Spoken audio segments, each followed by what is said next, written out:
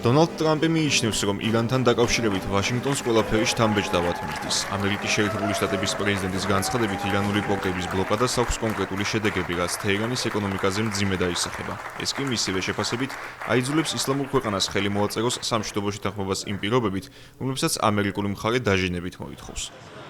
დონალდ ტრამპის განცხადებით, ეს არასრულმასშტაბიანი, არამედ მინი ომია. გაცილებით რთული მისიების შესახებ მან სიტყვით გამოსვლისას ისაუბრა. Like we have a war right now. ახლა ომში ვარ და უკვე გავიდა ალბათ 6 კვირა, ხომ? გვეკითხებიან რატომ ამდენ ხანს? ვიეტნამში 19 წელი ვიყავით, მრავალი წელი ვიყავით ერაყში, ალბათ 10-12. სხვადასხვა ომში მონაწილეობდით, მათ შორის კორეაში 7 წელი. არც კი ვახსენებ მეორე მსოფლიო ომს. ეს უკვე დიდი პრობლემაა. თუ კი აქ არ გეყოლებათ სწორი ადამიანი, ნამდვილად აღმოჩნდებით მესამე მსოფლიო ომში. თუ კი აქ არ გეყოლებათ სწორი ადამიანი, ეს ყველაფერი იქნება საფრთხის შემცველი, უსიამოვნო და რთული. ჩვენი ქვეყანა აყვავებულია იმის მიუხედავად, რომ ჩვენ ვიმყოფებით მე ამას უწოდებ მინი ომს, რადგან ეს მხოლოდ მცირე ომია. ირანს აღარ ყავს ფლოტი. ერთი წამით დაუფიქრდით ამას. მათ ყავდათ 159 გემი. შემახსენეთ რამდენი დარჩათ. სადეთ გამოიცნოთ? 0.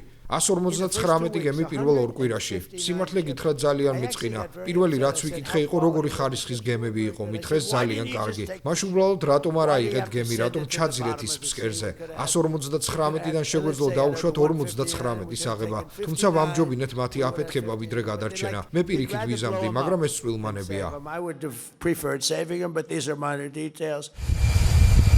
ამერიკის შეერთებული შტატების პრეზიდენტის ამ განცხადებამდე ის Fox News-თან ინტერვიუში ირანს გაანადგურებუли და ემუქრა. თუ კი ისლამური ქვეყნის სამხედროები ჰორმუზის სრუტეში განლაგებულ ამერიკულ ხომალდებს დაარყავდნენ. 4 მაისის საღამოს ნაწილობრივ ბლოკირებულ ზონაში ვითარება უკიდურესად დაიწყება. ცენტრალური სარდლობა 7 ირანული კატაღის გაანადგურების შესახებ იღუწება. ამასთან ვაშინგტონი სეულს მოუწოდებს ჩაერთოს ამერიკულ ოპერაციაში სახელწოდებით თავისუფლების პროექტი, რომლის მიზანი ჰორმუზის სრუტეში კომერციული ხომალდების შეუფერხებელი გადაადგილების უზრუნველყოფაა. ეს კი მას შემდეგ, რაც ირანის სამიზნედ 4 მაისს სამხრეთ-კორეული კომერციული გემი იქცა. თეირანის სამხედრო ხელმძღვანელობა აცხადებს, რომ ერთადერთი გზა გემების თავისუფალი ნავიგაციის უზრუნველსაყოფად არის გადაადგილების ნებართვის მიღება ისლამური რევოლუციის გუშექთა კორპუსისგან. ამერიკის პრეზიდენტის ტყუილი მკაფიოა. მას უნდა თქვას, რომ მისი ქმედებები ჰორმუზის სრუტის გასახსნელად ჰუმანიტარული ხასიათისაა, მაგრამ მთელმა მსოფლიომ იცის ყველაფერი. მან დაიწყო ომი, ის დამარცხდა. ბევრი ამერიკელი ამბობს, რომ ეს მწარე მარცხია. ტრამპსა და მის გუნდს მოუწევს ამ რეალობას შეეგუონ. პირადად მე ვთვლი, რომ თუ კი კონფრონტაცია გაგრძელდება, ეს ზიანს მოგვაყენებს ჩვენც და მათაც.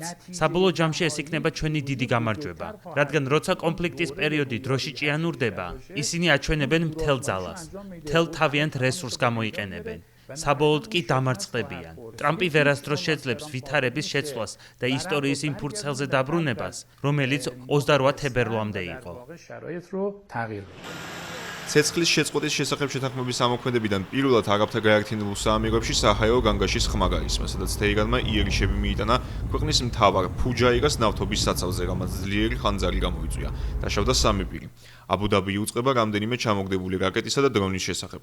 საჰაერო სივრცის გახსნიდან მალევე დუბაისცა ისევ ჩაკეტილად გამოცხადდა. მომხდარი საამიროებში შეფასდა როგორც გაეროს უშიშროების საბჭოს რეზოლუციის უხეში დარღვევა.